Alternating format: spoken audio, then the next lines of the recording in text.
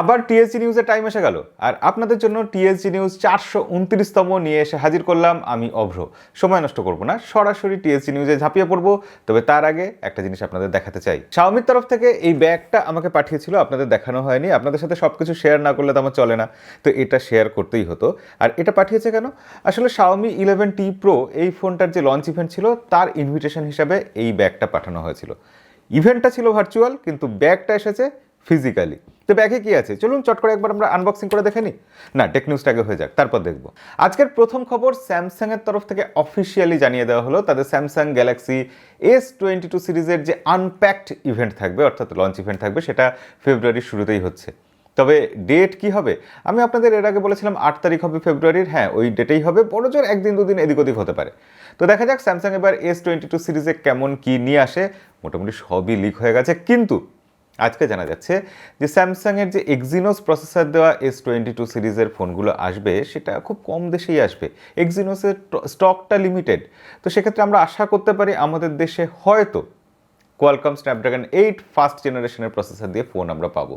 তো লটারির মতো ব্যাপার আর কি, আমাদের কপালে লটারি হিসেবে কি লাগবে, কোয়ালকম নাকি এক্সিনোস, সেটা দেখার জন্য ফেব্রুয়ারি অবধি। আজকের বিশেষ খবর এবং বিশেষ খারাপ খবর এটাই যে Xiaomiর তরফ থেকে যে Poco X4 Pro ফোনটা আসবে, যেখানে কোয়ালকম স্ন্যাপড্রাগন 870 প্রসেসর থাকবে বলে এতদিন লিক এসেছিল, আবার নতুন লিক বলছে যে সেই ফোনটাতে নাকি Redmi Note 10 Pro 5Gতে যা থাকবে গ্লোবাল ভার্সনে সেটাই থাকবে, কারণ সেই ফোনটাই রিব্র্যান্ডেড হয়ে আসবে। অর্থাৎ কোয়ালকম স্ন্যাপড্রাগন 690 বা 695 প্রসেসর এবং Xiaomiর তরফ থেকে অফিসিয়ালি টিজ করা শুরু হয়ে গেছে Poco X4 Pro ফোনটা।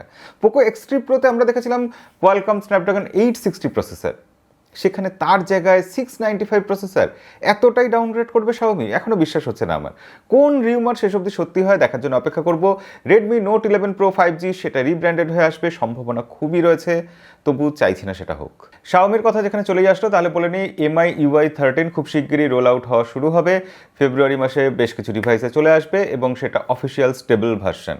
এবার জানা যাচ্ছে যে Redmi Note 10 আর Note 10 Pro এই দুটো ফোনে ফেব্রুয়ারিতে আপডেট আসবে ঠিকই MIUI 13-এর, কিন্তু এখন রিসেন্টলি এই মাসে যে সিকিউরিটি প্যাচটা এসেছে, ডিসেম্বরের সিকিউরিটি প্যাচ, সেখানে যারা আপডেট করেছেন তাদের মধ্যে অনেকেরই ইন্ডিয়াতে বিশেষ করে ফোনের ক্যামেরা অফ হয়ে যাচ্ছে, সামনের ফ্রন্ট ক্যামেরাটা ক্র্যাশ করছে অ্যাপ্লিকেশন বারবার।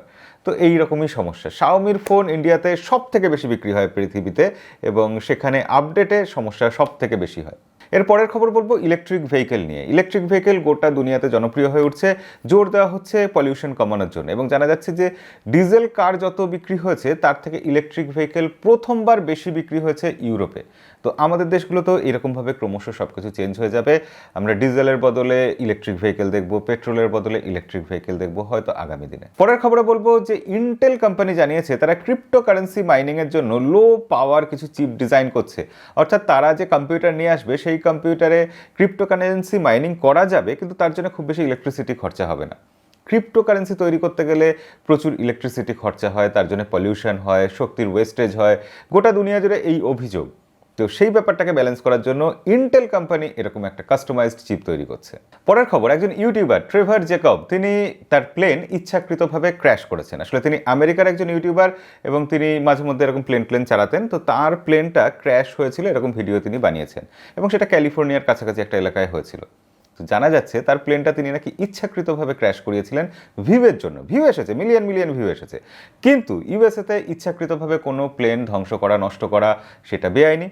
পুলিশ সন্দেহ করেছে এবং এখন ইনভেস্টিগেশন চালু হয়েছে, এবং সেখানে জানা যাচ্ছে যে সেই ব্যক্তি যে জায়গায় প্লেন ক্র্যাশ হয়েছিল সেখানে বেশ কয়েকবার এর আগে গিয়ে ঘুরে এসেছে, জায়গাটা পছন্দ করে এসেছে। জানা যাচ্ছে যে সেই ব্যক্তি চারদিকে, প্লেনের চারিদিকে ক্যামেরা আগে থেকে সেট করে রেখেছিল, এবং এটাও জানা যাচ্ছে যে সে যখন আগে প্লেন চালাতো প্যারাশুট ছাড়াই চালাতো, এইবার প্লেন চালিয়েছে যখন প্রথম থেকে প্যারাশুট পরে বসেছিল। এবং তারপর এটাও জানা যাচ্ছে যে প্লেনটা যে হাইটে গিয়ে ইঞ্জিন ফেল করেছে বলে বলা হচ্ছে সেই হাইটটা অনেক উঁচু ছিল, এবং সাধারণ মানুষ হলে সেই জায়গা থেকে প্লেনকে বাঁচানোর চেষ্টা করতো। প্লেনটা বিপজ্জনক জায়গায় অনেকটা নিচে চলে আসার পর তারপর প্যারাশুট নিয়ে লাফ দিত, কিন্তু এই ব্যক্তি প্যারাশুট নিয়ে সেই ওপরের উচ্চতা থেকেই লাফ দিয়েছে। এবং তারপর সে প্যারাশুট নিয়ে যে নিচে লাফ দিয়েছে সেটা এদিক ওদিক চলে যায়নি, প্লেন যেখানে ক্র্যাশ হয়েছে সে সেখানে গিয়েই প্যারাশুট নিয়ে ল্যান্ড করেছে, এরকমই সব ব্যাপার স্যাপার। তো সেক্ষেত্রে এটা নিয়ে বেশ ইনভেস্টিগেশন হচ্ছে। ইউটিউবে ভিউয়ের জন্য কত মানুষ কত কিছু করে, তো এখন দেখা যাক ইনভেস্টিগেশনের রেজাল্ট কি আসে। আমি যখন ভিডিও বানিয়েছিলাম যে আমি অ্যান্ড্রয়েড ফোন থেকে যখন আইফোনে শিফট করছিলাম, সেই সময় আমাকে কত সমস্যার সম্মুখীন হতে হয়েছিল। হোয়াটসঅ্যাপ ট্রান্সফার করতে গিয়ে, মানে বিশেষ করে হোয়াটসঅ্যাপের যে চ্যাট হিস্ট্রি আছে সেটা ব্যাকআপ নিয়ে ট্রান্সফার করবো আইওএসে গিয়ে, এটা সত্যি অসম্ভব প্রায় ব্যাপার ছিল। কিন্তু আলটিমেটলি আইওএসে এই ফিচারটা চালু হয়ে যাচ্ছে। আইফোন ইউজারদের জন্য এটা খুব ভালো খবর হতে পারে। যারা অ্যান্ড্রয়েড থেকে আইফোনে শিফট করবেন ভাবছেন, তারা তাদের হোয়াটসঅ্যাপের পুরো চ্যাট হিস্ট্রিটাকে কপি করে নিয়ে যেতে পারবেন আইফোনে। আরেকবার ট্রাই করে দেখবো নাকি? চায়নাতে আইফোন 13-এ একটা বিশেষ সমস্যা দেখা দিয়েছে। বহু ইউজার রিপোর্ট করছেন যে তাদের আইফোন 13-এর যে ডিসপ্লে আছে সেটা নাকি পিঙ্ক হয়ে যাচ্ছে, এবং অ্যাপেল এটাকে রেকগনাইজও করেছে। তারা বলছে এটা হয়ে যাচ্ছে, এটা হয়তো কিছু সফটওয়্যারের সমস্যা থাকবে, তারা ভবিষ্যতে এটা ঠিক করে দেবে। কিন্তু এটা খেয়াল করে দেখুন, চায়নাতে ফোন কম দামে বিক্রি হয় ঠিকই, কিন্তু আইফোন তো কম দামে বিক্রি হয় না।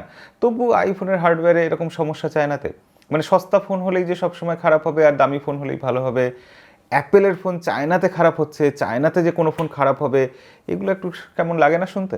চায়নার প্রসঙ্গেই বলি, ডিজিটাল চ্যাট স্টেশন জানিয়েছেন যে Xiaomi 12 আলট্রা, Xiaomi 11 আলট্রার সাকসেসর আসবে, এবং সেই ফোনটা খুব শিগগিরই নাকি আসবে। আমরা এর আগে তার লিক টিক দেখেছি, ব্যাক সাইডে ক্যামেরা হাউজিং একটা বিশাল বড়, তবে এবার সেকেন্ডারি ডিসপ্লেটা বোধহয় আগের বারের থেকে একটু ছোট হয়ে যাচ্ছে। দেখা যাক কি হয় আলটিমেটলি।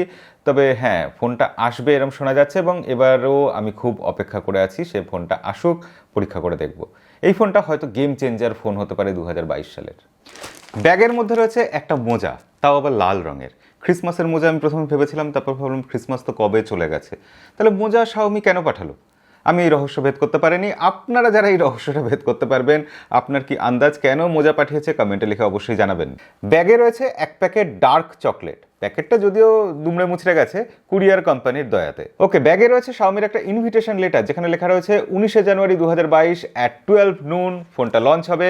এখানে চিঠিপত্র লেখা আছে, অনেক প্রেমপত্র লিখেছে, সেগুলো আর পড়ে শোনাচ্ছি না। ব্যাগের মধ্যে এই ছোট্ট বক্সটাও আছে, যেখানে কি রয়েছে, একটা কৌটো রয়েছে। এই কৌটোর মধ্যে, বক্সের মধ্যে রয়েছে একটা সুগন্ধি ক্যান্ডেল, হ্যাঁ গন্ধটাও বেশ সুন্দর। এছাড়া আরেকটা বক্সে রয়েছে কিছু পপকর্ন, মানে পপকর্নটার মধ্যে চকলেট বা মিষ্টি একটু লাগানো, তার ফলে বেশ সুইট হয়েছে খেতে। আসলে এটা লোভ সামলাতে পারিনি, খেতে শুরু করে দিয়েছি।